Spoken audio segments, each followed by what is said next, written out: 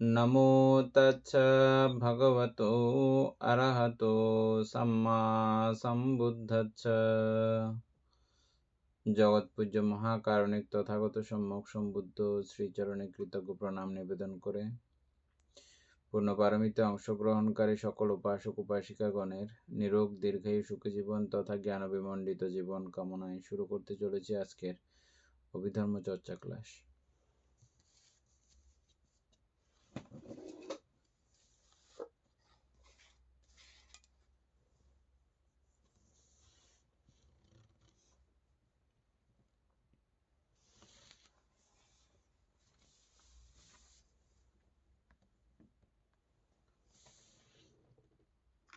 কালকে আমাদের নির্বাণ আলোচনা চলতেছিল।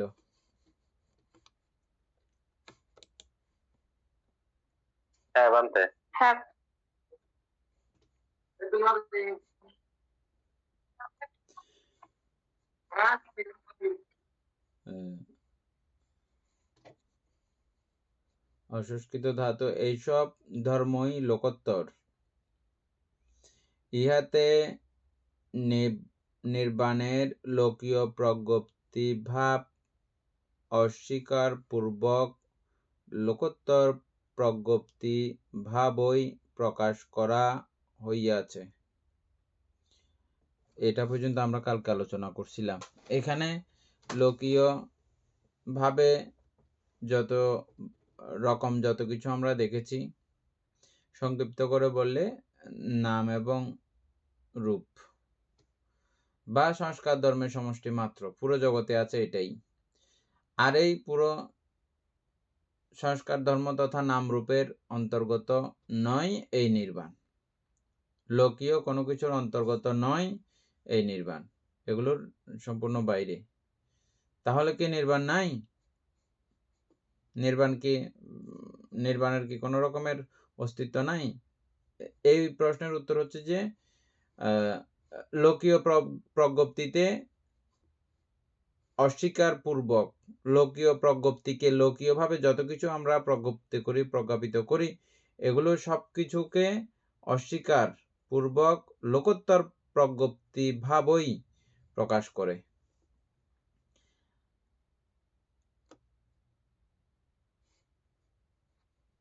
এই নির্বাণকে মানে লোকোত্তর ভাবে প্রজ্ঞাপিত করা যায়, প্রজ্ঞপ্তি করা যায় বা ওটার অস্তিত্ব সম্পর্কে বোধগম্য করা, বোঝা, প্রত্যক্ষ করা সম্ভব। এবং এই বইয়ে এভাবেই এটাকে বোঝানো হয়েছে। লোকীয়ভাবে কোনো রকমের প্রজ্ঞপ্তি স্বীকার করা হচ্ছে না, লোকোত্তরভাবেই এটার প্রজ্ঞপ্তি স্বীকার করা হচ্ছে। চর্মচক্ষুর সাহায্যে যেমন চন্দ্র সূর্য আদি প্রত্যক্ষভূত হয়, আমরা যেমন চাঁদ দেখি, সূর্য দেখি আমাদের চোখের মাধ্যমে, তেমনি আর্য পুদ্গলের নিকট আর্য মার্গ জ্ঞানের সাহায্যে নির্বাণ প্রত্যক্ষভূত হয়।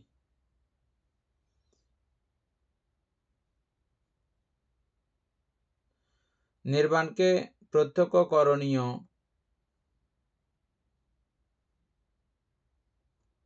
উল্লেখ করিয়া পারমাত্মিকভাবে ইহার বিদ্যমানতা প্রদর্শন করা হইয়াছে। যেটা তখন আমরা বললাম, ইহা শুধু অভাবত্বক নহে। এটা খুব গুরুত্বপূর্ণ কথা। এটা বানানটা হয়েছে, মিস্টেক হয়েছে, অভাবত্বক লিখে রাখেন যাদের লেখার সুবিধা আছে। ইহা শুধু অভাবত্বক নহে। অমিতাভ বড়ুয়া পাইছেন? এখানে কি এটা অভাবত্বক, এটা ওই করে দিছে আর কি বলতে সরিয়ে ভাগ আর বয় তো আঁকা ক দিছে। যাই হোক, এটার শব্দটা হচ্ছে যে অভাবত্বক। আচ্ছা, অভাবত্বক মানে কি? কোনো কিছু নাই, অভাব আর কি। আমার ওটা অভাব সেটা অভাব বলি না। এখানে হচ্ছে যে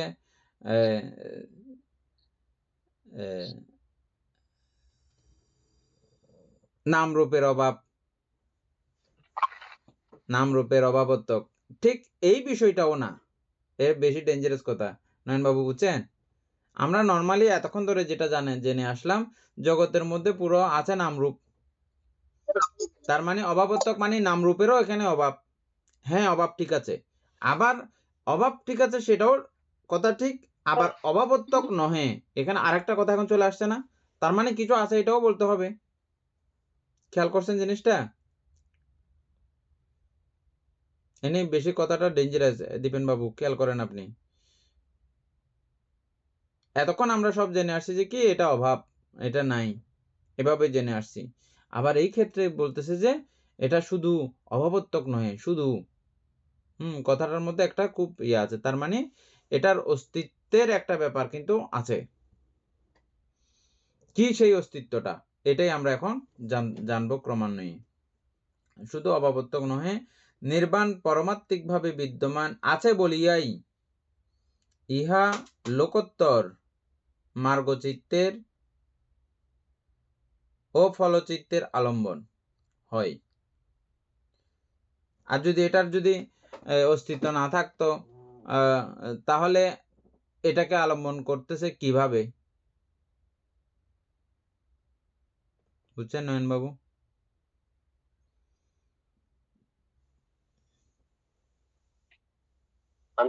হ্যাঁ, এখানে আপনি যেটা বলছেন, এখানে আমার একটু ক্লিয়ার হওয়া দরকার। এখানে বলা হচ্ছে চর্মচক্ষুর সরি নির্বাণকে প্রত্যক্ষ করণীয় উল্লেখ করিয়া পারমার্থিক ভাবে ইহার বিদ্যমানতা প্রদর্শিত হইয়াছে। ইহা শুধু অভাবত্বক নহে, নির্বাণকে প্রত্যক্ষ করতে হবে, এটা উল্লেখ করে পারমার্থিক ভাবে ইহার বিদ্যমানতা প্রদর্শিত হইয়াছে। পারমার্থিক ভাবে, এটা আপনি লোকোত্তর ভাবে বললেন আর কি। মানে প্রত্যক্ষ করণীয়, তার মানে আমি যদি এটা প্রত্যক্ষ করতে যাই, এটা কিছু একটা জিনিস তো, নাহলে আমি কাকে প্রত্যক্ষ করব? হ্যাঁ, প্রত্যক্ষ করণীয়, তার মানে প্রত্যক্ষ করণীয় যেহেতু, সেহেতু এটা একেবারে ওই অভাবত্বক কিছুই নাই ওরকমও বললে কিন্তু হচ্ছে না, এটাই বলা হচ্ছে এখানে। বুঝছেন? অভাবত্বক নহে। দীপেন বাবু, এদূর পর্যন্ত আপনার বোঝা হয়েছে কি? বলিয়াই ইহা লোকোত্তর মার্গচিত্তের উপর চিত্রে আলম্বন। এদূর পর্যন্ত ইয়ে নিতে পারছেন দীপেন বাবু? হ্যাঁ বান্তে। হ্যাঁ, নয়ন বাবু কি বলছেন এরপরে? এরপরে যেটা বলতেছে বান্তে, নির্বাণ পারমার্থিক ভাবে বিদ্যমান আছে, এটা ওরা করছে বলিয়াই ইহা লোকোত্তর মার্গচিত্তের ও ফলচিত্তের আলম্বন।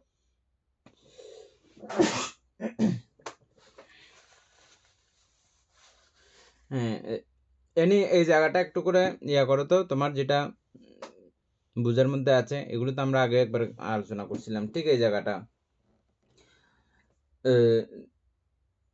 কিছু একটা অস্তিত্ব আছে এটার, যেই অস্তিত্বের মাধ্যমে এটা লোকোত্তর চিত্তগুলো এটাকে আলম্বন করে। কিছু একটা অস্তিত্ব আছে, এই অস্তিত্বটা কিরকম আমরা কালকে একটু আলোচনা করছি। এনে সবার জন্য ইয়ে করো।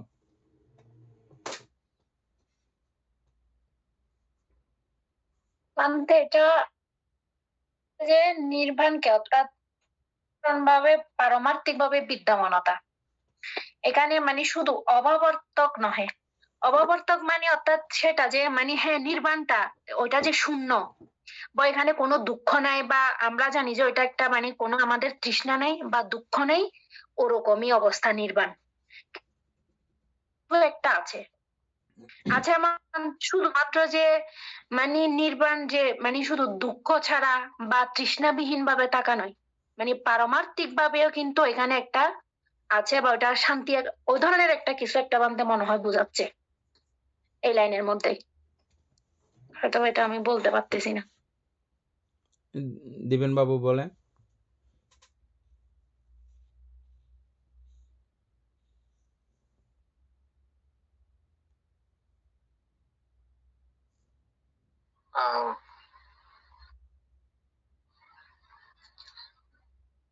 নির্বাণকে প্রত্যক্ষ করণীয়, অর্থাৎ সরাসরি প্রত্যক্ষ করতে হবে এরকম উল্লেখ করে পারমার্থিকভাবে ইহার বিদ্যমানতা প্রদর্শিত হয়েছে। অর্থাৎ একমাত্র পারমার্থিকভাবে এটা দেখা যায়, এটা বোঝা যায় যারা মানে নির্বাণকে প্রত্যক্ষ করছে কি। এটা শুধুমাত্র অবর্তক নহে, এটা এটা ঠিক আছে। দীপেন আমি একটু শেয়ার করি দীপেনের সাথে বানতে হ্যাঁ বলেন। শেয়ার করি। দীপেন ওইটা পর্যন্ত আমরা মানে নির্বাণকে প্রত্যক্ষ করে, হ্যাঁ ঠিক আছে, নির্বাণকে প্রত্যক্ষ না করা পর্যন্ত বোঝা যাবে না যে এটা নির্বাণ। এটা প্রত্যক্ষ করলে বোঝা যাবে এটা নির্বাণ, মানে এইটুকু বোঝাচ্ছে এখানে। প্রত্যক্ষ করণীয়, প্রত্যক্ষ করলে এটা বোঝা যাবে এটা নির্বাণ। উল্লেখ করিয়া পারমার্থিক ভাবে ইহার বিদ্যমানতা প্রতিষ্ঠিত হয়েছে। প্রত্যক্ষ করতে পারলেই এটা একটা নির্বাণ, যে এরকম একটা আছে, এটা প্রত্যক্ষ করে এটা ওরা কি আমাদের যেটা আলোচনা ছিল সেটা হচ্ছে নির্বাণ পারমার্থিক ভাবে বিদ্যমান আছে বলিয়াই, নির্বাণ পারমার্থিক ভাবে বিদ্যমান আছে বলিয়াই ইহা লোকোত্তর মার্গ চিত্তের ও ফল চিত্তের আলম্বন। লোকোত্তর মার্গ চিত্ত বা ফল চিত্ত এর আলম্বন হচ্ছে একমাত্র নির্বাণ। তো বিদ্যমান মানে পারমার্থিক ভাবে অবশ্যই এটা বিদ্যমানতা আছে, সেই জন্য ওইটাই আলম্বন হয়, নাইলে কিন্তু এটা আলম্বন হইতো না। এটা বোঝাচ্ছে এই লাইনের মধ্যে পান্তে যেটা বারবার প্রশ্ন করতেছে। হ্যাঁ, তাহলে কি বিদ্যমান আছে এখানে, কি বিদ্যমান আছে এখন এটা বলতে হবে যে মানে এরপর লাইনে আসতে হবে জানতে তাইলে না, এখান থেকে এটা ইয়ে করে গেলে পরের লাইনগুলো এই সুবিধা হবে। কি বলতে চাইছো?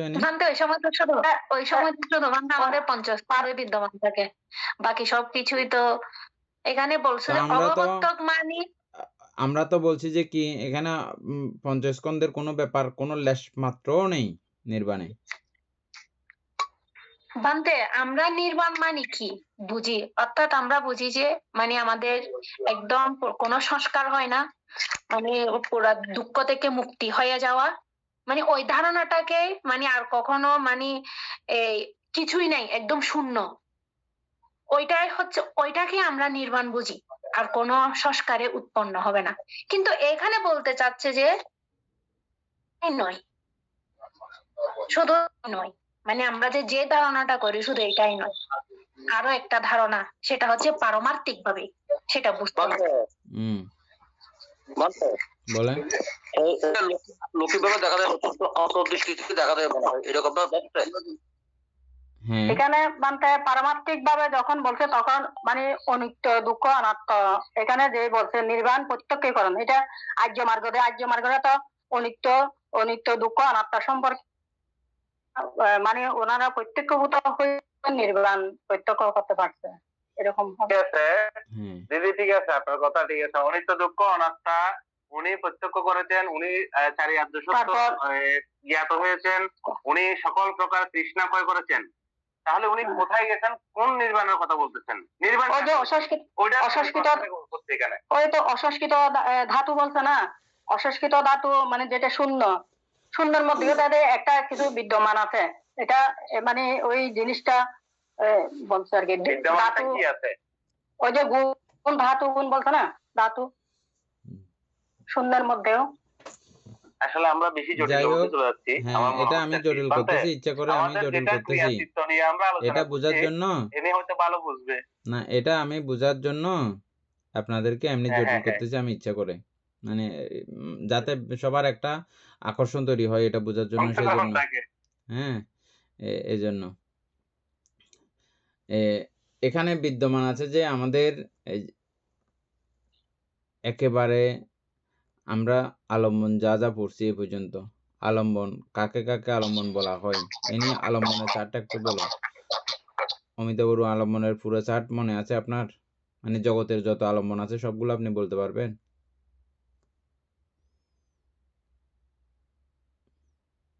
বান্তে জগতে ওরকম কোনো কিছুই নেই, আলম্বন হয় না যে।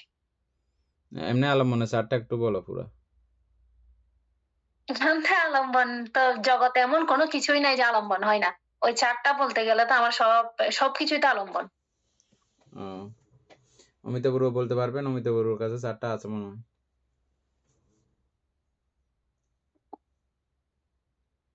এই 28 প্রকার রূপ, তারপরে 52 প্রকার চৈতসিক, 89 প্রকার চিত্ত তথা মার্গফলের সঙ্গে যুক্ত করলে আরো যেটা দাঁড়ায় সেগুলো সহ 121 প্রকার না চিত্ত টোটাল?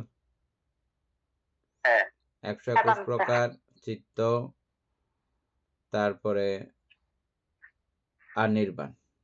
এই পুরো জগতের মধ্যে এগুলোই আছে, এর বাইরে আর কোনো কিছু নাই। আছে 28 প্রকার রূপ এবং 52 প্রকার চৈতসিক, 89 প্রকার চিত্ত বা 121 প্রকার চিত্ত অথবা এবং নির্বাণ।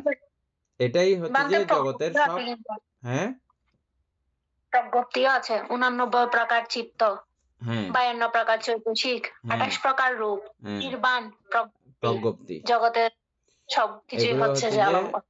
আলম্বন, মানে জগতে যত আলম্বন এর মধ্যে, এর বাইরে আর কোনো কিছু নাই। তাহলে এই নির্বাণটাকেও সেখানে আলম্বন হিসেবেও স্বীকার করা হয়েছে। এটার অস্তিত্বটা এরকম, নির্বাণটা বাদ দিয়ে আর বাকি যেগুলো আছে এগুলোর কোনো অস্তিত্ব এই জায়গাতে নাই। 28 প্রকার রূপের কোনো অস্তিত্ব নির্বাণ প্রত্যক্ষকরণীয় করার সময় থাকবে না। তাহলে চৈতসিকের লেশ মাত্রও সেখানে থাকবে না। এই 121 প্রকার চিত্তের লেশ মাত্রও সেখানে থাকবে না। সেখানে কথা আছে বলতে আমি এমনি জাস্ট আপনাদের বোঝার জন্য বলে ফেলতেছি। যেমন শ্রোতাপত্তি মার্গচিত্ত সেখানে রয়েছে 121 প্রকার চিত্তের মধ্যে। সেই মার্গে সেই চিত্তের দ্বারা কিন্তু আমরা আবার নির্বাণ প্রত্যক্ষ করি। নির্বাণ ওই চিত্তের দ্বারা নির্বাণ প্রত্যক্ষ করা এক বিষয়, আবার নির্বাণটা আরেক বিষয়। নির্বাণটা এই চিত্ত তথা চৈতসিক বা রূপ কোনো কিছুর সঙ্গে কোনো রকমের সংশ্লিষ্টতা সংযুক্ততা টোটালি নাই। এই এমন একটা অবস্থাকে চিত্ত দ্বারা ধরতে হয়, এমন একটা অবস্থা মধ্যে চিত্ত উপনীত করাইতে হয়। অথচ এই বিষয়টাকে উপলব্ধি করতেছে ওই চিত্ত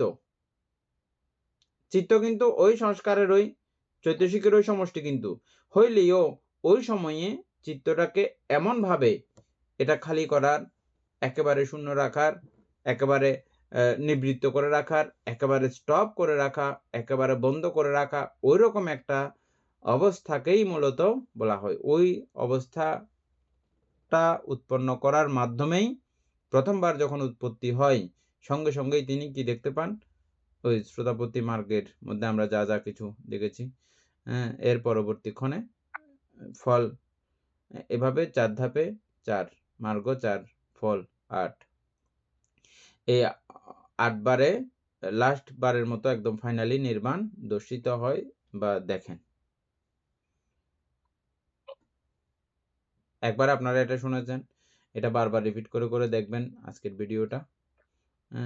তারপরে আপনাদের কিছুটা উপলব্ধি হবে, নিজে থেকে একটা আইডিয়া হবে। এটা এমন একটা জিনিস যে আসলে নিজে না বুঝলে, আমি হাজার বুঝলেও এটা আপনাকে আমি কোনো রকমেও পুরো জিনিসটা ওভাবে ডেলিভারি দেওয়া সম্ভব না, পারেননি। এটার উদাহরণ দিয়েছেন এরকম, শুধু মিষ্টি স্বাদ কীরকম বললে আপনি কখনো বলতে পারবেন না মিষ্টি স্বাদ কীরকম। জিলাপির মতো বললেও হবে না রসগোল্লা স্বাদ কীরকম বা মিষ্টির স্বাদ কীরকম উত্তর দিতে হলে ওকে মিষ্টি একটা খাওয়াইতে হবে, এই এখন যেরকম মজা লাগতেছে তোমার ওই রকম হচ্ছে মিষ্টির স্বাদ। এটা ছাড়া দ্বিতীয় কোনো আর ওয়ে নাই মিষ্টির স্বাদ বোঝানোর জন্য। মিষ্টির মতো বললে হবে বা মধুর মতো বললে হবে না। মধুর স্বাদ মধুর আলাদা, এটা কোনো মিষ্টির সঙ্গে এটার সঙ্গে মিশে না। মিষ্টির স্বাদ মিষ্টির মতো, একটা মিষ্টি খাওয়াই দিলে এই যেটা স্বাদ পাচ্ছ এখন সেটাই। তারপরেও তথাপিও এই বই পড়লে আমরা এতক্ষণ যেটা একটু হলেও যে আমাদের একটা নিবৃত্তি বা নির্বাণ সম্পর্কে একটু হলেও ধারণা হয় নাই আমাদের, কখন হবে? যদি আপনি 28 প্রকারের রূপ বুঝে থাকেন, যদি আপনি 52 প্রকারের চৈতসিক বুঝে থাকেন, যদি আপনি 121 প্রকারের চিত্ত বুঝে থাকেন, তাহলে এগুলো কোনো পুরো জগতের মধ্যে এগুলোই আছে। আবার এগুলো ছাড়া অবস্থা নির্বাণ। এগুলো ছাড়া আবার জগতের মধ্যে কোনো কিছু নাইও, আবার নির্বাণ। তাইলে এটা বুঝতে খুব সোজা হয়ে গেছে বিষয়টা নিশ্চয়ই আপনাদের। একেবারে কিছু ছাড়া করে চিত্তকে এমন একটা পর্যায়ে ভুক্ত করা। ওই পর্যায় পর্যন্ত নিয়ে যাওয়ার জন্যে আমাদেরকে এই চতুর্শিকের ধর্মতা আদি, রূপাদির ধর্মতা আদি থেকে শুরু করে যেই ভাবে আমাদেরকে চিত্ত সংযম বলতে শীল এবং ক্রমান্বয়ে ধ্যানের উৎকর্ষতা, ধ্যানের উন্নততর অবস্থা, এগুলো আমাদেরকে প্রত্যক্ষ করতে হয়, তখনই এই বিষয়টা উপলব্ধি করা যায়। এখন আমরা এমনি নর্মালি জানতেছি যে মাত্র, হ্যাঁ। এবার দেখেন এরপর থেকে আপনাদের খুব সোজা লাগবে, ইজি লাগবে বিষয়টা।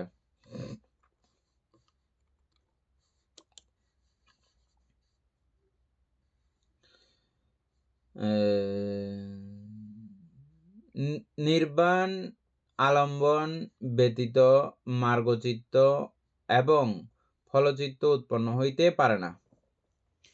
নির্বাণকে আলম্বন না করলে মার্গচিত্ত এবং ফলচিত্ত উৎপন্ন হইতে পারে না। এটা বোঝার জন্য, এই জায়গাটা বোঝার জন্য আমি আপনাদেরকে আবার নিয়ে যেতে হবে কোথায়? মার্গচিত্ত। মার্গচিত্ত মানে কি? আর্যষ্টাঙ্গিক মার্গের পরিপূর্ণ। একটা মার্গ সেখানে অপূর্ণ থাকলে হবে না, পরিপূর্ণ অবস্থা থাকতে হবে। আর্যষ্টাঙ্গিক মার্গের পরিপূর্ণ অবস্থা এট এ টাইম, একযোগে 8 অবস্থার সমন্বয় যেখানে ঘটেছে, যেথায় ঘটে সেটা হচ্ছে যে মার্গ। বুঝছেন? ঠিক এট এ টাইম ওইখানে গিয়ে আপনি যখন এই সামাধিটি যেটা বলতেছি, সামাধিটি মানে হচ্ছে যে ওই নির্বাণের অবস্থা আপনার কাছে মানে সরাসরি আপনার হয়ে যাবে, সংযুক্ত হয়ে যাবে। বুঝছেন? এটার জন্য এটা সরাসরি এই নির্বাণটা এখন আলোচনা করতে হলে বা এখন বুঝতে হলে আপনাদেরকে সবাইকে, আপনারা প্রত্যেকে এখন আর্যষ্টাঙ্গিক মার্গ খুব পুঙ্খানুপুঙ্খানু ভালো রকম জানেন। এটা মনে মনে এখন দেখে ফেলতে হবে। দেখবেন আপনারা, নাকি আমরা আবার এই আলোচনাতে চলে যেতে হবে?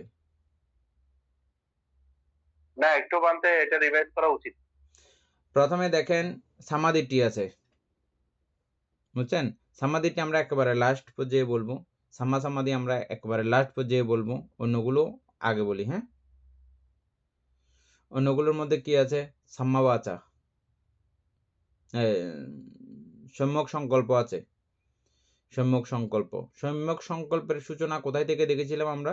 সূচনা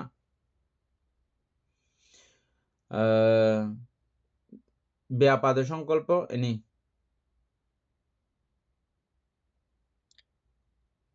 অব্যাপাদ সংকল্প, নৈষ্কর্ম সংকল্প, আরেকটা হচ্ছে যে ওইটাও সেম কথা আর কি, অবিহিংসা সংকল্প। হ্যাঁ, অবিহিংসা সংকল্প। অর্থাৎ একেবারে আমি মৈত্রীপরায়ণ থাকবো, কাউকে হিংসা করব না এবং মৈত্রীপরায়ণ থাকবো। কেন থাকবো, কি কারণে থাকবো, এটা সবিস্তারে জেনে বুঝে উনি মৈত্রীপরায়ণ থাকার চেষ্টা, নিজেকে মৈত্রীপরায়ণ রাখার চেষ্টা। কেন আমরা মৈত্রীপরায়ণ থাকবো? উপাসক পুতুলবাবু বলেন, আমাদেরকে কোনো মজবুরি আছে বা বাধ্যগত থাকতেই হবে আমাদেরকে মৈত্রীপরায়ণ, এরকম কোনো ব্যাপার আছে কি?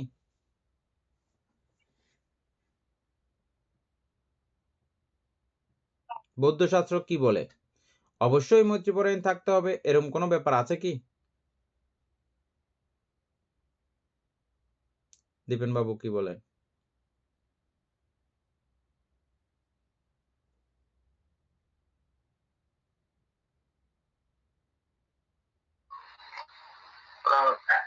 আমি অন্য একটা চিন্তায় ছিলাম, এনি বলো।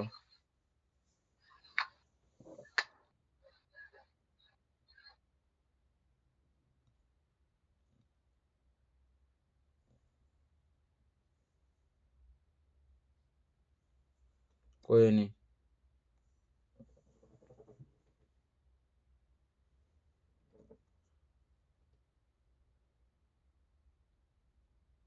এনি তো মিউট করা। অমিতাভবাবু বলেন।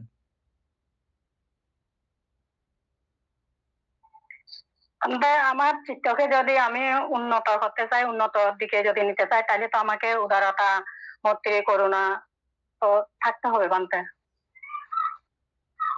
চারি আর্য সত্য সম্পর্কে যদি আমার জ্ঞান যদি লাভ করতে চাই, তাহলে তো এটা আমাকে মৈত্রী, করুণা এগুলো লাগবে।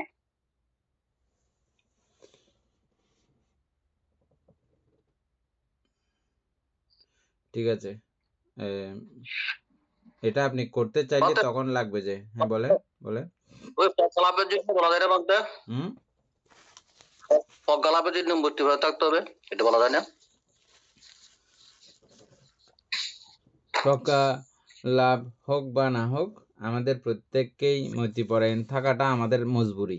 বেঁচে থাকা, আমরা প্রত্যেকে তো বেঁচে থাকতে চাইতো, আসলে প্রত্যেকে আমরা ভালো থাকতে চাইতো নাকি এটা চাই না? চোর হোক, ডাকাত হোক, খুনি হোক, সন্ত্রাসী হোক, প্রত্যেকে এরা ভালো থাকতে চায়। ভালো থাকাটা কিন্তু প্রত্যেকে আমরা কামনা করি। এটা এমন কোনো প্রাণী নাই, এমন কোনো সত্য নাই, এমন কোনো মানুষ নাই যে এটা কামনা করে না। বৌদ্ধ ধর্ম মানুক বা না মানুক, কোনো ধর্ম মানুক বা না মানুক, কিন্তু সে ভালো থাকবে না, এটা কিন্তু কেউ আমরা মানতে পারি না। এটা আমরা প্রত্যেকেই অবশ্যই এটা আমাদের একদম মূল চাহিদা। এটা সবকিছুর মধ্যে আমরা চাই যে আমরা ভালো থাকতে। যে যাই করি না কেন, সবাই আমরা ভালো থাকার জন্যই কাজগুলো আমরা করি।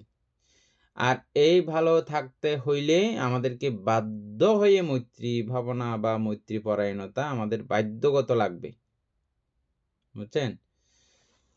আপনি অমৈত্রী পরায়ণ হয়েছেন, আপনার এই অমৈত্রীর চাপ খেয়ে যারা খাবে আপনার ওই অমৈত্রীর চাপ, সে আপনার প্রতি রুষ্ট হবে না। এভাবে প্রত্যেকেই একে অপরের, আপনার জায়গাতে আপনি চিন্তা করেন, প্রত্যেকেই প্রত্যেকের জায়গাতে চিন্তা করলে, সুতরাং আমরা এটা বুঝি না বলে আমরা অমৈত্রী প্রদর্শন করি। যে মুহূর্তে এই কলা কৌশলটা বুঝে যাব, সেই মুহূর্তে অমৈত্রী হওয়ার কোনো ব্যাপার আর নাই। অমৈত্রী করতে গেলে আপনাকে কাউকে চাপ দিতে হচ্ছে, আর চাপ দিলে ও আপনার চাপ খেয়ে ও সরাসরি না পারলিও, হ্যাঁ, হাতে না পারলিও দাঁতে হইলেও গরু আস্তে করে ফরদি। হ্যাঁ, এভাবে যদি আমরা প্রত্যেকেই একে অপরের প্রতি আমরা যদি অমৈত্রী প্রদর্শন করি, আমরা আমাদের জীবনটা নিরাপদ না, বুঝছেন? উপরে দেখবেন যে আপনি হাঁটে যাচ্ছেন এমনি খের, কিন্তু আপনার জন্য এখানে ভিতরে গাত্তা করে রেখে দিয়েছে ও। কোন রেখে আয় তো কন্য বাইরে কবে দিইতি বললে মরক গিয়ে না। হ্যাঁ, এভাবে আমাদের এক মুহূর্ত কালও বাঁচা সম্ভব না। সব মানুষ যদি পৃথিবীর একসঙ্গে যদি অমৈত্রী পরায়ণ হয়ে যায়, এক মুহূর্ত কালও বাঁচা সম্ভব না, এক মুহূর্ত কালও ভালো থাকা সম্ভব না। এই জন্য মৈত্রীটা আমাদের মজবুরি। তো কিন্তু তারপরও আমরা মৈত্রী আমাদের থাকে না। আর নির্বাণ যেতে হলে, নির্বাণ প্রত্যক্ষ করতে হলে আমাদের এটা একটা সত্য সাপেক্ষ জিনিস। আপনাকে অবশ্যই এই মৈত্রীপরায়ণ হতে হবে। মৈত্রীপরায়ণ থাকার জন্য সমস্ত কলা কৌশলী আপনাকে হতে হবে। কিভাবে এই মৈত্রী যতটা আছে, এটা আমাদের কাছে কিন্তু আছে। সবার জন্য না থাকলেও আমাদের একদম নিকটস্থ ঘরের আপনজনদের প্রতি যে একটা ভালোবাসা আপনারা দেখেছেন না? আমাদের গ্রামের প্রতি, অন্য গ্রাম থেকে যখন অন্য জায়গায় আপনি চলে গেছেন, হঠাৎ করে নিজের গ্রামের মানুষ দেখলে কি একটা হৃদয়ের উথাল-পাতাল অবস্থা তৈরি হয়। এটা কেন? ওই যে আমার একটু করে তার প্রতি ভালোবাসা। আমার দেশের মানুষ, আমার দেশের বাংলা ভাষায় একটু কথা শুনলে ওমা কান পেতে শুনি। আমরা দূরে যারা আছি তারা অবশ্যই এটা ফিল করি, অনুভব করি। আপনারা দেশে আছেন হয়তো সেটা ফিল করবেন না। কিন্তু আমরা এরকম আমাদের স্বজাতীয় ভাষা, স্বজাতীয় বিষয়গুলো যখন শুনি, আমাদের একটা টান। তার মানে আমার ওই একটা দেশের প্রতি এরকম একটা মমত্ববোধ আমার আছে। এটা প্রত্যেকের জায়গার মধ্যে কিন্তু আমাদের আছে এই মৈত্রীটা। এটাকে সজাগ করা, সজীব করা, করতে, করতে এটা ক্রমান্বয়ে বাড়বে। নৈষ্কর্ম্য সংকল্প। নৈষ্কর্ম্য সংকল্প শুরু হচ্ছে যে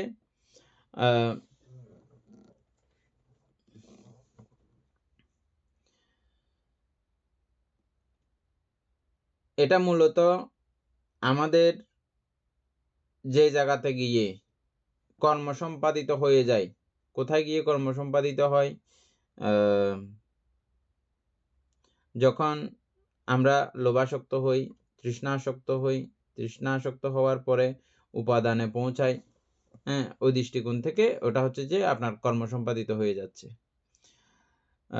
আবার ওই চিত্ত অনুপাতে যদি দেখেন সম্প্রতিচ্ছ সন্তিরণ, ব্যবস্থাপন, তারপরে জবনের মধ্যে গিয়ে এখানে গিয়ে কর্মসম্পাদিত হচ্ছে। কেন? কখন? যখন আমি অবিদ্যাচ্ছন্ন থাকি তখন। এটা হচ্ছে যে নৈষ্কর্ম। এখানে গেলে অবিদ্যা নিয়ে গেলে এখানে কর্মসম্পাদিত হচ্ছে, বিদ্যা নিয়ে গেলে কর্মসম্পাদিত হয় না। বিদ্যা কি? ওই সামাদিটিটা পরে যখন আসবে পুরো কমপ্লিটলি বুঝবেন এই জায়গাটা। এটা হচ্ছে যে ফাইনাল অপশন। কিন্তু এটা শুরু করার জন্য আমাদেরকে কি করতে হয়? শুরু করার জন্য প্রথম হচ্ছে যে মিথ্যা কামনা বর্জন করা, এটা সূচনা।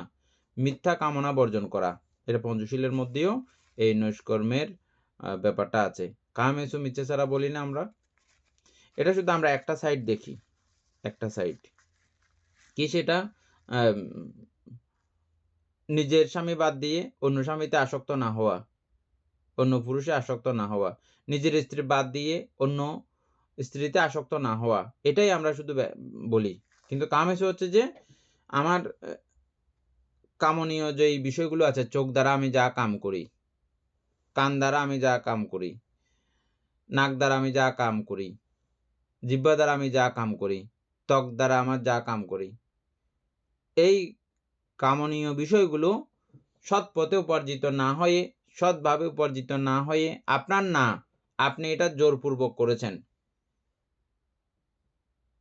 কামে ছন্দ বা কামেসু, এটা আপনি জোরপূর্বক আপনার অধিকারের মধ্যে নাই, আপনি তারপরে এটা জোর করে নিয়ে ফেলছেন। এটা আপনার খাবার জিনিস না, আপনি অর্জন করেন না, এটা অন্যজনে অর্জন করেছে, অন্যজনের অধিকারভুক্ত জিনিস আপনি নিয়ে খেয়ে ফেলেছেন, এটা কামেসু।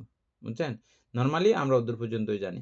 যাই হোক, ওখান থেকে এটা এই নৈষ্কর্মের এটা সূচনা, এটা না করা, এটা সূচনা। তবে এটা ফাইনালি না, এখানেও কিন্তু আমার চিত্ত উৎপন্ন হচ্ছে, কর্ম উৎপন্ন হচ্ছে, এটা কিন্তু ফাইনাল না। এটার পরবর্তীতে আছে অষ্টশীলের ধাপ। অষ্টশীলের মধ্যে আব্রহ্মচারী শীলটা আছে না, এটা নৈষ্কর্মশীল। এনে বুঝে গেছে? তোমার তো আর মিউট খুলতেছে না। এনে নৈষ্কর্মশীলটা বুঝে গেছে? আমরা আব্রহ্মচারী যে শীলটা বলি, এটা কিন্তু নৈষ্কর্মশীল। নৈষ্কর্ম মানে হচ্ছে যে ফাইনালি আমি আমার চিত্তগুলোকে কর্ম পর্যন্ত সম্পাদিত হতে দেব না, নৈষ্কর্ম।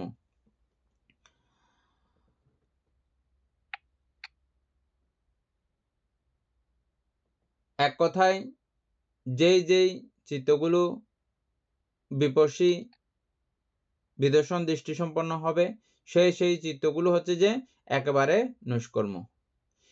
এই নৈষ্কর্ম ভাবে থাকার জন্য, নৈষ্কর্ম ভাব উৎপন্ন করার জন্য যে সিদ্ধান্ত, যে মানসিকতা, ওটাই হচ্ছে যে সংকল্প, নৈষ্কর্ম সংকল্প।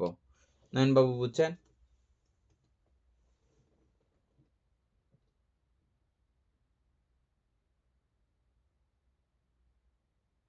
তারপরে দেখেন দ্বিতীয়টা, নৈষ্কর্ম সংকল্পের পরে কি? বিহিংসা সংকল্প, অব্যাপাদ সংকল্প। হ্যাঁ, এগুলো হিংসার সঙ্গে ওই দুটোটা একসঙ্গেই শামিল আছে, যে আমি কাউকে হিংসা করব না, হিংসা এই কারণে করব না, এবং মৈত্রী এই কারণে করব। এভাবে প্রতিজ্ঞাবদ্ধ হওয়া, অধিষ্ঠান করা বা সংকল্পবদ্ধ হওয়া, এটাই হচ্ছে যে নৈষ্কর্ম সংকল্প। নৈষ্কর্ম সংকল্পের পরে কি আছে? সাম্মাবাচা, সম্যক বাক্য। সম্যক বাক্য আমরা নর্মালি কি বুঝছি? 4 প্রকার কথা বন্ধ করাই হচ্ছে যে সম্যক বাক্য। এখান থেকে এটার সূচনা, এটা সূচনা হয়ে গেল যে আমি মিথ্যা বলবো না, এটা কাউকে ভেদ লাগিয়ে দেব না, এটা। তারপরে বাজে কথা, প্রয়োজন ছাড়া, যুক্তিপূর্ণ কথা ছাড়া নর্মালি কোনো কথা বলবো না, এটা। তারপরে গরম কর্কশ ভাষা বসো। বলবো না। এটা হচ্ছে যে শুধু তুমি এখানে বিরতি করলা, এখান থেকে শুরু, সাম্মাবাসা শুরু, শেষ কোথায়? যখন আপনি দুঃখকে দুঃখ বলে চিনতে পারবেন, দুঃখ বলতে পারবেন, সাম্মাবাসা। সুখ যদি বলেন সুখ আছে, যদি বলেন মিথ্যা বাচা, মুসা বাচা। এনি বুঝা গেছে? এগুলো এমনি নর্মালি আপনি এমনি কোনো বইয়ে লেখাও নাই, পাবেনও না, কোনোদিনও না।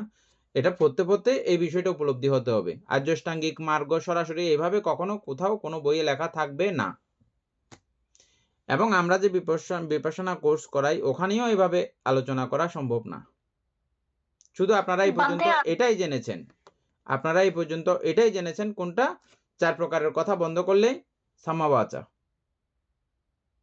কিন্তু আপনি সুখ আছে এই কথাটা বললে সাম্মাবাচা হচ্ছে কি?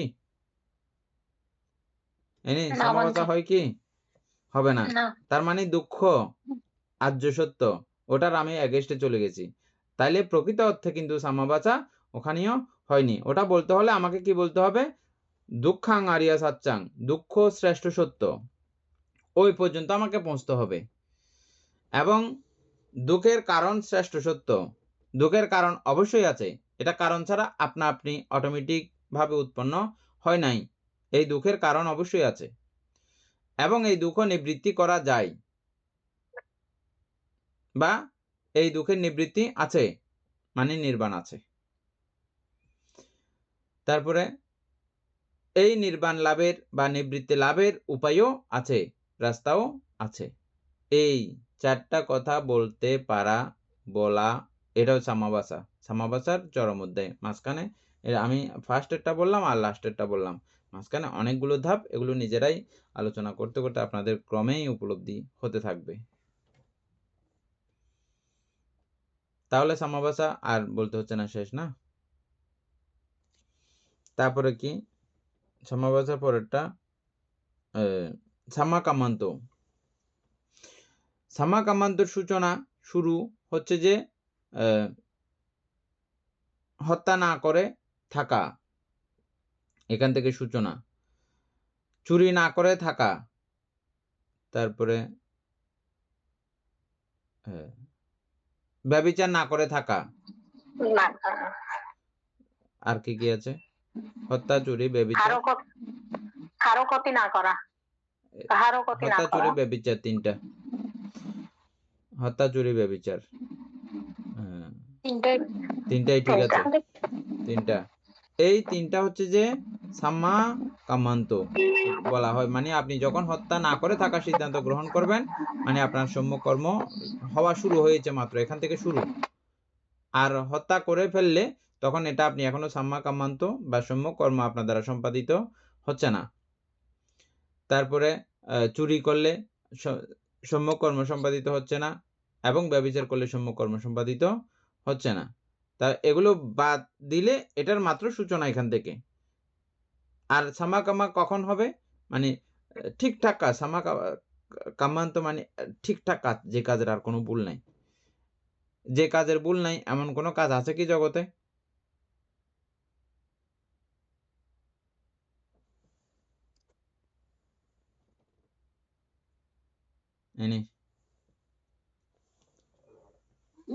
বুঝি নাই কথাটা। মানে সাম্মা কামান্ত মানে সম্যক কর্ম, সম্যক কর্ম মানে ওই কর্মে কোনো ভুল নাই, এরকম কর্ম আছে কি জগতে? উদাহরণ দিই, আমি ধ্যান করতেছি, আমি এই ধ্যানের পুণ্য ফলে আমি ব্রহ্মলোকবাসী হব। ধ্যান করতেছি যে আমি গভীর একদম পঞ্চম ধ্যানে অধিষ্ঠিত হয়ে আমি অবস্থান করতেছি। হ্যাঁ, এটা কি সম্যক কর্ম, বা এই কর্মে কি কোনো ভুল আছে? ভুল পরিলক্ষিত হয়? আছে বান্তে। কি আছে? অর্থাৎ ওই যে আমি ওই যে ব্রহ্মলোকের সুখটা পাওয়ার জন্য যে প্রার্থনাটা করতেছি, ওইটাই হচ্ছে ভুল। কর্মটা করতেছি এটাই ভুল। হ্যাঁ, অর্থাৎ এটা আমি যেই বিষয়টা আমার প্রাপ্ত হবে ওই বিষয়টা দুঃখদায়ক বিষয় যেহেতু, তাহলে দুঃখ তো আমরা আমাদের কারো দৃষ্টিকোণ থেকে এটা ভালো বলবো না আমরা, দুঃখ পাইলে কষ্ট পাইলে ওটাকে আমরা ভালো বলি? অবশ্যই আমরা ভালো বলি না, এটাকে আমরা খারাপই বলি। যদি খারাপ হয় তাহলে এটা তো দোষযুক্ত কর্ম। আবার সেই ধ্যান যখন নির্বাণ লাভার্থে যখন ওই ধ্যান আমি প্রত্যক্ষ করি, তখন সেটা কিন্তু আবার সাম্মা সমাধি বা সম্যক সমাধি। এটা আমরা একেবারে লাস্টের মধ্যে চলে আসব। যাই হোক, এই সম্যক কর্মের সূচনা এখান থেকে হইলেও ক্রমান্বয়ে যখন সে বিপস্সী হবে, নাম এবং রূপকে যথাযথভাবে বিচার বিশ্লেষণের মাধ্যমে এদের তথ্য যথাযথভাবে বুঝবে, জানবে, বুঝে জেনে ওই মাফিক ওই অনুযায়ী যখন কাজ করবে, মনে প্রাণে এবং অঙ্গগতভাবে কায়িক এবং বাচনিকভাবে যখন ওই মাপে কাজ করবে, এটা হচ্ছে যে মূলত সামাকামান্ত।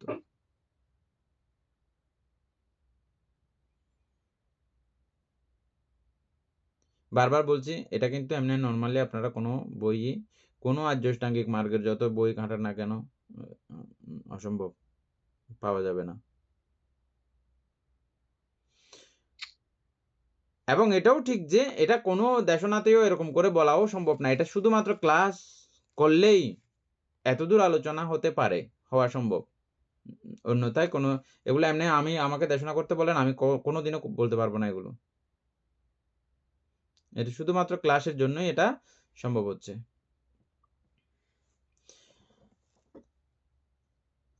তারপর হচ্ছে যে সাম্মা কামান্ত শেষ, সাম্মা জীবিকা। সম্যক জীবিকা সূচনা হচ্ছে যে গৃহীগণের জন্য আলাদা করে আমরা বর্ণনা করি, ভিক্ষুদের জন্য আলাদা করে আমরা বর্ণনা করি, আর্য শ্রাবকদের জন্য আলাদা করে আমরা বর্ণনা করি। মূলত কার মোবাইল থেকে বেশি সাউন্ড আসতেছে? গৃহীগণের জন্য সাম্মা আজীবটা শুরু হয় পঞ্চবাণিজ্য নিষিদ্ধের মাধ্যমে। পঞ্চবাণিজ্য না করার মধ্য দিয়ে এটা সূচনা হয়।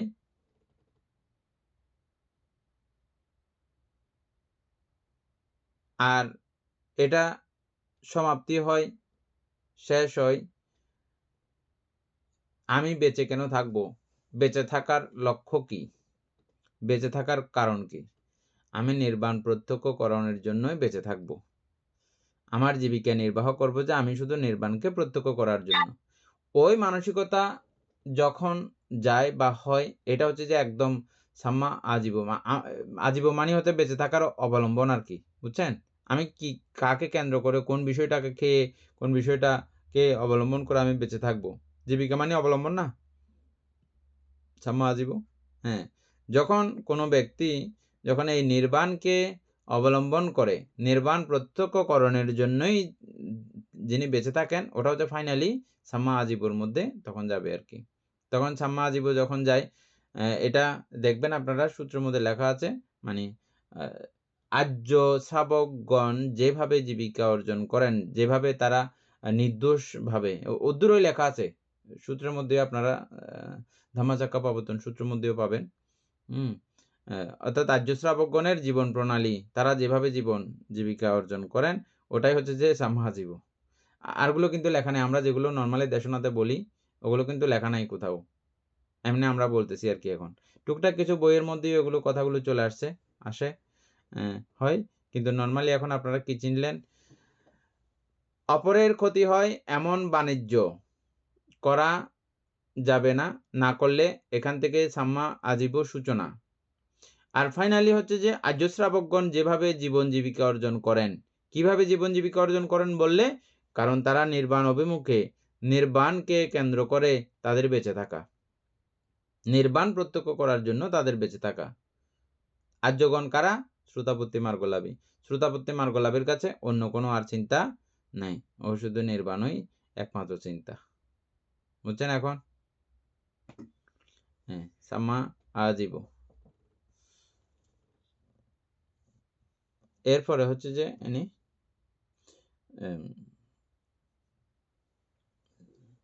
সমবায়ম সাম্মা সাথী। সম্যক স্মৃতি। সম্যক প্রচেষ্টা। প্রচেষ্টা। হ্যাঁ, সামা বায়ামও বললাম। আচ্ছা, সামা বায়ামও এবার। হ্যাঁ, হ্যাঁ, ব্যায়াম।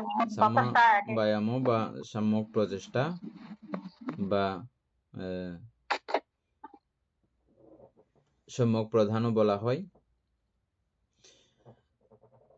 এই সম্যক প্রধানের হচ্ছে যে মূলত এটা 4 ভাগে বিভক্ত। প্রথম পর্যায় হচ্ছে যে আমার মধ্যে যা কিছু কায়িক এবং বাচনিকভাবে অকুশল বর্তমান, চলমান, ঘটমান আছে, এটা আর করব না। কায়িক এবং বাচনিকভাবে আর করব না, পুরো স্টপ করে দেওয়া। এটা সামা বায়ামর সূচনা। দ্বিতীয় স্টেপে হচ্ছে যে যেগুলো আমার কাছে উৎপন্ন হয় নাই, আমি এই পর্যন্ত ইহজীবনে আমি যেগুলো অপকর্ম, অকুশল কর্ম করি নাই, এগুলো আমি কখনো করবও না। কি কি কারণে এগুলো উৎপন্ন হতে পারে ওগুলো আমি ভালো সবিস্তারে জেনে নেব। ওই কারণগুলোর আশেপাশেও আমি যাব না। সামাবায়াম কিভাবে উৎপন্ন হয় এটা আমি এখন নর্মালি জানি না, তাহলে আমাকে এগুলো কিভাবে উৎপন্ন হয় আমাকে এগুলো শিখে নিতে হবে। কে শিখাবে? বুদ্ধ আমাদেরকে শিখাবে। কিসের মাধ্যমে? এই ধর্মকায়িক বুদ্ধ আছে না জীবিত, ধর্মকায়িক বুদ্ধ জীবিত আছে, আমাদেরকে শিখাবে যে কোন কোন পথে চললে, কোন কোন পথে হাঁটলে তোমার অনুৎপন্ন অকুশল উৎপন্ন হয়ে যেতে পারে। হ্যাঁ, এগুলো আমাদেরকে বুদ্ধ শিখাই দেবে। আর বুদ্ধের এই শিক্ষাগুলো শুনে বুঝে ওই কারণগুলোর আশেপাশেও আমরা যাব না। এটা সাম্মা বা ব্যায়াম, না যাবার। যেগুলো আছে সেগুলো একের সমূলে বন্ধ, আর যেগুলো উৎপন্ন হয় না এখনো সেগুলো কোনোদিনও যাতে উৎপন্ন হতে না পারে, এই প্রচেষ্টা, সম্যক ব্যায়াম। তারপরে যে পুণ্যগুলো বর্তমান চলছে, আছে না নাই পুণ্য আমাদের বর্তমান? আপনারা তো বলতেই পারবেন অনায়াসে, আপনারা যেহেতু অভিধর্ম চর্চা করতেছেন, হ্যাঁ আপনারা বলতে পারবেন আমি অনেক পুণ্য করি, অন্য কিছু না করলে এই 1 ঘন্টা তো অন্তত ধর্ম শ্রবণ করে করে আমি পুণ্য সঞ্চয় করতেছি, এটা তো বলতে পারেন। আপনাদের জন্য না, এমনি সব মানুষের জন্য, প্রত্যেকটা মানুষে যার যার অবস্থান থেকে তাদের কুশল কর্ম তারা করে, যে জাতির হবে হোক, এরা করে কুশল কর্ম। যে কুশল কর্ম করে সেই কুশল কর্মগুলোকে যত্ন করা, ভালোবাসা, যে যেটা করতেছেন ওটাকে ভালোবাসা। ও আমার এটা খুব ভালো, এটাকে বারবার প্রত্যক্ষ করবেন, আপনি দেখবেন আমি ওই দিন যে ওটা কাজ করেছিলাম, ও আজকে সকালবেলা যে এই পুণ্য কাজটা করছি, এটা খুব ভালো। এটাকে আপনি বারবার দেখবেন, বারবার অনুসরণ করবেন, অনুস্মৃতি করবেন, এটা। তাহলে কুশল যা আছে তাকে যত্ন করার চেষ্টা।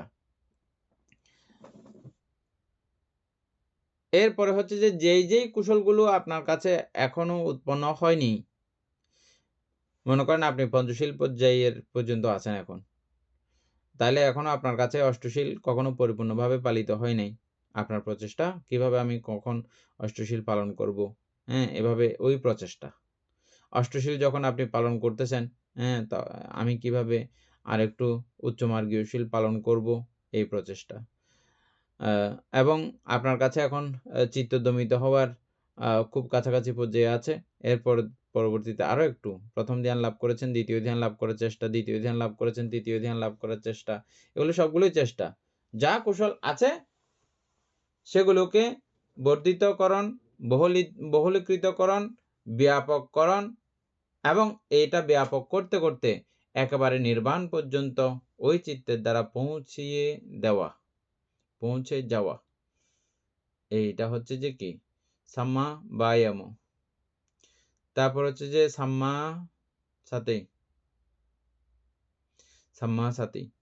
সাতি মানে কি? কায়ে কায়ানুদর্শী হওয়া, চিত্তে চিত্তানুদর্শী হওয়া, বেদনায় বেদনানুদর্শী হওয়া, ধর্মে ধর্মানুদর্শী হওয়া।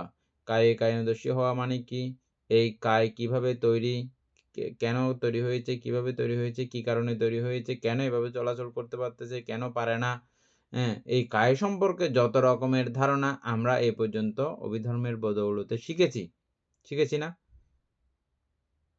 কায়ের দুঃখতা শিখেছি, কায়ের অনিত্যতা শিখেছি, কায়ের অনাত্মতা শিখেছি না? একেবারে ক্ষুদ্রাণুক্ষুদ্র যদ্দূর পর্যন্ত আপনার আইডিয়া আয়ত্তের মধ্যে আছে, সেখান পর্যন্ত এটাকে দেখা। সূচনা কোথা থেকে করবেন? স্থূল কিছু বিষয়, একেবারে নরমাল কিছু বিষয় বুদ্ধ আমাদেরকে শিখিয়েছেন। যেমন আনাপান স্মৃতি করতে শিখিয়েছেন আমাদেরকে বুদ্ধ। এটা শ্বাস-প্রশ্বাস আমরা অনায়াসে বুঝতে পারি। এখান থেকে শুরু করেন, এটা ক্রমান্বয়ে আস্তে করে বাড়বে। অথবা ৩২ প্রকার অশুচি পাবনার কথা দিয়েছে, অথবা ৪ মহাভূত হিসাবে এগুলো তো আমরা নরমালি এমনি না চিনলেও হ্যাঁ, কিছু বিষয়কে ইশারা করে দেখিয়ে বলেছেন এগুলো পটভী ধাতুর অংশ, এগুলো আপধাতুর অংশ, এগুলো এভাবে ৪ ভাগে বিভক্ত করে আমাদেরকে দেখানো হয়েছে না? ওইভাবেও আমরা এই দেহকে দেখতে পারি। যেটা কঠিন হয় এই জাতীয় বলে নাই। একেবারে যেভাবে সহজ করে করা যায় ওই জাতীয় করেই বুদ্ধ বলেছেন। এবং ৩২ প্রকার অশুচি পদার্থ ভেদেও এই দেহকে দেখার জন্য বলেছেন। এবং মৃতদেহ ৯ প্রকারের মৃতদেহ দেখার জন্য বুদ্ধ বলেছেন। এগুলো সূচনা, এগুলো স্থূল, বুঝতেই পারবেন, দেখতেই পারবেন কোনো অসুবিধা ছাড়া কায়িক কায়ানুদোষী। এবং এটার সবিস্তারে এটা কেন উৎপন্ন হলো, কেন ধ্বংস হয়, কি কারণে কি হয়, এই জাতীয় ডিটেলস ধারণা থাকা কায়িক কায়ানুদোষী। আমি ওদিকে আর যাচ্ছি না। শেষ পর্যন্ত প্রমাণিত হবে কি? কায় দুঃখদায়ক, দুঃখ, এবং কায় অনিত্য, কায় অনাত্ম। এটা ফাইনাল আপনার এই ধারণা এটা উৎপন্ন হবে। একইভাবে সেম চিত্ত সম্পর্কে যা আপনারা এই পর্যন্ত পড়েছেন। চিত্ত কিসের সমাহার আপনারা জানেন, চিত্ত চৈতসিকের সমাহার। হ্যাঁ, আবার চৈতসিক কিসের সমাহার? চৈতসিকও প্রত্যেকটা চৈতসিকের সমাহার। হ্যাঁ, চৈতসিকগুলোও চৈতসিকেরই সমাহার। এমন কোনো চৈতসিক আছে ও ব্যক্তিগতভাবে এক বিষয় দিয়ে উৎপত্তি, এরকম কোনো চৈতসিক আছে? না, এরকম কোনো চৈতসিক নাই যে শুধু ওইটাই ওই চৈতসিক। যেমন আমরা লোভের উদাহরণ দিই, লোভ শুধু লোভ, ব্যক্তিগতভাবে লোভের কোনো অস্তিত্ব নাই। এটা আরো অন্যান্য চৈতসিক সহযোগে লোভ নামক অবস্থা পর্যন্ত সে আসতে পারে। সুতরাং এমন কোনো চৈতসিক নাই যে একক। এগুলো সবগুলো সবিস্তারে যখন সংযোজিত হয় তখন ওই অবস্থা পর্যন্ত প্রাপ্ত হয়। এটাকে সবিস্তারে সুন্দর করে দেখা চিত্তানুপাচ্ছানা। তারপর বেদানুপাচ্ছানা আছে। আমাদের যে অনুভূতি, এই অনুভূতির সবিস্তার সবকিছু জানা। বেদনা যেভাবে আমরা দেখি নরমালি সেভাবে দেখা শুরু করা, এবং দেখতে দেখতে ক্রমান্বয়ে সেখানে ভাবিত বহুলীকৃত করে বেদনা সম্পর্কে যত রকমের বেদনা উৎপত্তির কার্যকরণ, বেদনা স্থিতিকাল, ধ্বংসকাল, এ জাতীয় সব বিষয় সম্পর্কে আমরা যা পড়ছি সবগুলো দেখা। এটা হচ্ছে যে বেদনায় বেদনানুপাচ্ছি, ধামে ধামানুপাচ্ছি। ধর্ম মানে কি? আবার সেই চৈতসিক ধর্ম। এই চৈতসিক ধর্মের উৎপত্তি এবং সৃষ্টি, কিভাবে আবার বিলয়, কিভাবে এটা উৎপন্ন হয় না, এই চৈতসিক সম্পর্কে যাবতীয় ধারণা অর্জন করা।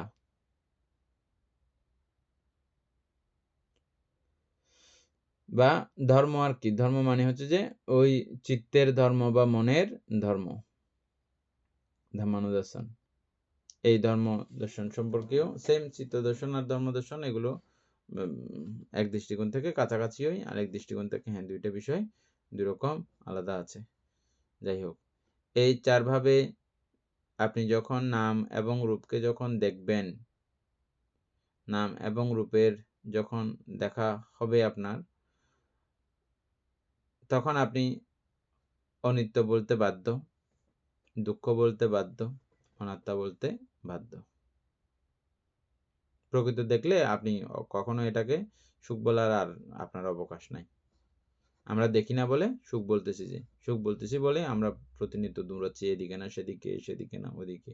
কেন দৌড়াচ্ছি? যে আমরা সুখ মনে করি বলে। কেন দৌড়াচ্ছি? যে আমরা সুখ মনে করি বলে, নিত্য মনে করি বলে, আত্মা মনে করি বলে আমরা দৌড়াচ্ছি। যেদিন আমি দুঃখ মনে করে যাব, দুঃখ হিসেবে বুঝে যাব, জেনে যাব, সেদিন আমারে কেউ দূরাইতে পারবে না।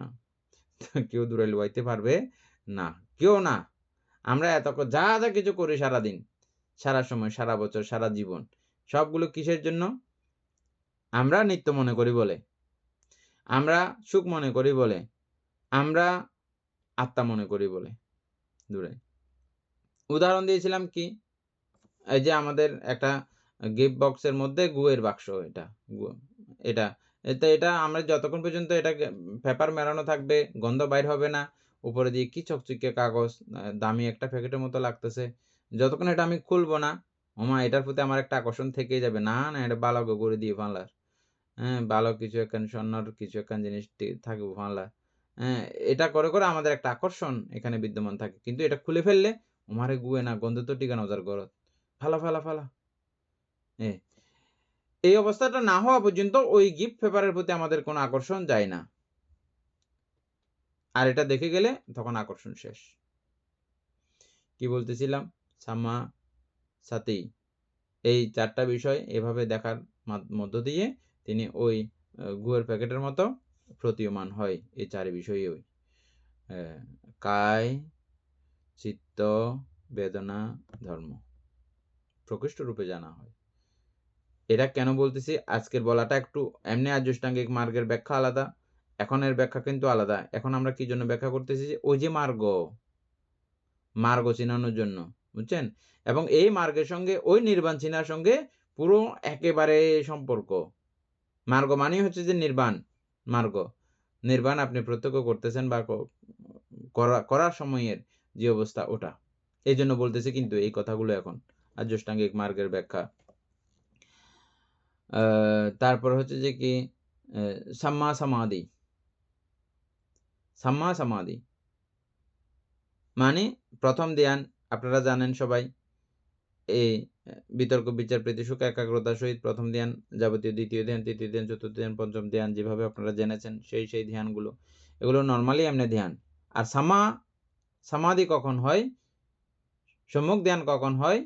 যখন তিনি এই অবস্থাটা তৈরি করবেন নির্বাণ লাভের জন্য, নির্বাণ প্রত্যক্ষকরণের জন্য। এটা চেতনা ধারণা। এই ধ্যানের মধ্যেও আপনি দুঃখ দেখতে পান। ধ্যানটাও চিত্ত, কিন্তু এটা ধ্যান ও চিত্ত। আমরা পড়েছিলাম না অরূপবচ চিত্ত, হ্যাঁ এটাও কিন্তু চিত্ত। আর ওই চিত্ত মাত্রই দুঃখধর্মী, বুঝা গেছে? চিত্ত মাত্রই, রূপ মাত্রই দুঃখধর্মী, সংস্কার মাত্রই দুঃখধর্মী। কোনো ভুল আছে? সুতরাং এই যে ধ্যান আমি করতেছি এখন, এই ধ্যানের এই চিত্তটাও দুঃখধর্মী, অনাত্মাধর্মী, অনিত্যধর্মী। এই বোধ থাকা বা এই অবস্থা প্রাণে মনে সঞ্জীবিত থাকা, উপস্থিত থাকা সাম্মা সমাধি। বারবার বলছি, এটা বইয়ে আপনি হাতালে মাতালে খুঁজে ফেললেও এইভাবে লেখা কোথাও আপনি পাবেন না। এটা শুধুমাত্র ক্লাসের বদৌলতে একমাত্র সম্ভব এটা, বুঝছেন? তারপরে দেখেন, তাহলে আমরা সাম্মা সমাধি খুব ভালো রকম চিনলাম।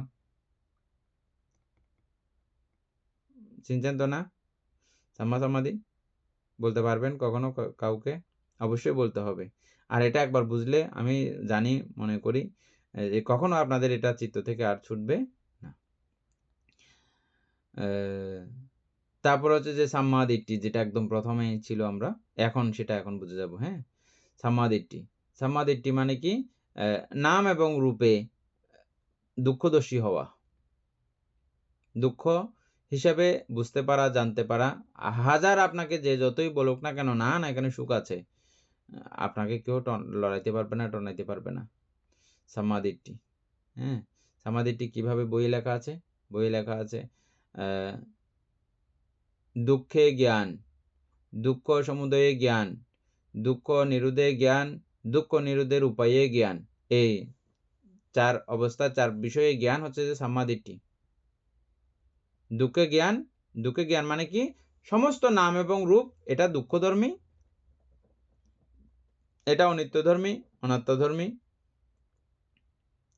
তাহলে দুঃখে জ্ঞান, তাহলে এই দুঃখ উৎপন্ন হচ্ছে কিভাবে? দুঃখের কারণে জ্ঞান, এটা বিনা কারণে উৎপন্ন হয় নাই। কারণ কি? তৃষ্ণা, অবিদ্যা এবং তৃষ্ণা, এই দুঃখ উৎপত্তি হওয়ার কারণ। তারপরে দুঃখ নিরোধ, মানে যখন আমি এটা এদিকেও যাব না এদিকেও যাব না, তাইলে আমার দুঃখ উৎপন্ন হবার কোনো ব্যাপারও তো নাই। নিবৃত্তি, ওই কাজটা করলেই আমার সমস্যাটা হবে, না করলে তো কোনো সমস্যা নাই।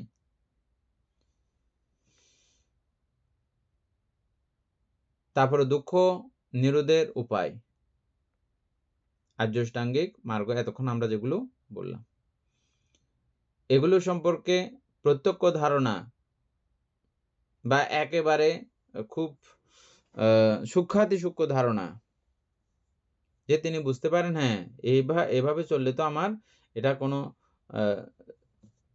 সংস্কার উৎপন্ন হবার মতো আর কোনো ব্যাপার নাই।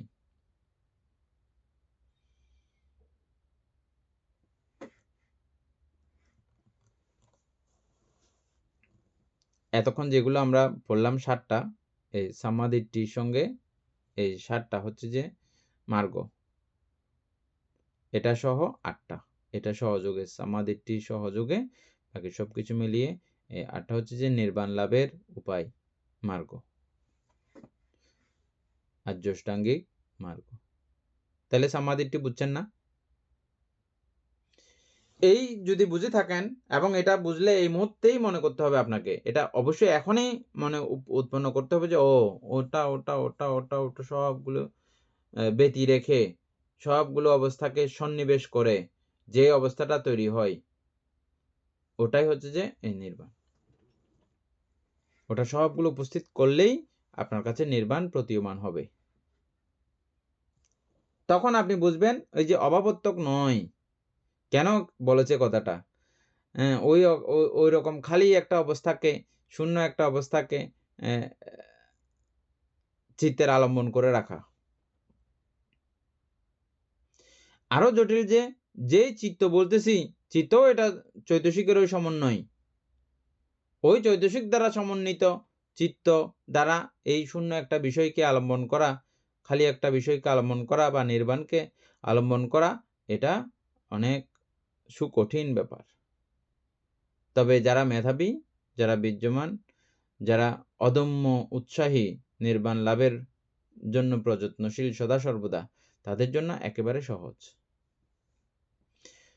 আমাদের প্রত্যেকের জন্য এটা অত্যন্ত সহজ এবং সাবলীল, কারণ আমরা এই দীর্ঘ সময় যাবত এই যে মহাধৈর্য ধরে একদিন 2 দিনের না ক্লাস, এটা আপনাদের না, আমাদের এখন রেকর্ড করা ক্লাসও প্রায় 166 না কতটা আছে, বুঝছেন, 166টার মতো।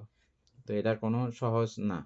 তো দীর্ঘদিন যে আপনারা এই ক্লাসটা, এর আগে তো ছিলই যেগুলো রেকর্ড করা যায়নি, রেকর্ড করা হয়েছে যে 2য় ক্লাসের পর থেকে। প্রথম ক্লাসও রেকর্ড হয় নাই, 2য় ক্লাসও রেকর্ড হয় নাই, এটা 3য় নম্বর ক্লাসটা রেকর্ড হচ্ছে যে, হ্যাঁ। তো এটা কোনো সহজ বিষয় না, অদম্য প্রচেষ্টা আপনাদের রয়েছে, সেজন্য এটা সম্ভব হয়েছে। তাই আপনাদের যারা আপনারা এভাবে ক্লাস করে আমাকে এভাবে ধর্মচর্চার মহাসুযোগ দান করতেছেন, সেজন্য আপনাদের প্রতি অফুরন্ত মৈত্রী এবং কৃতজ্ঞতা পোষণ করছি।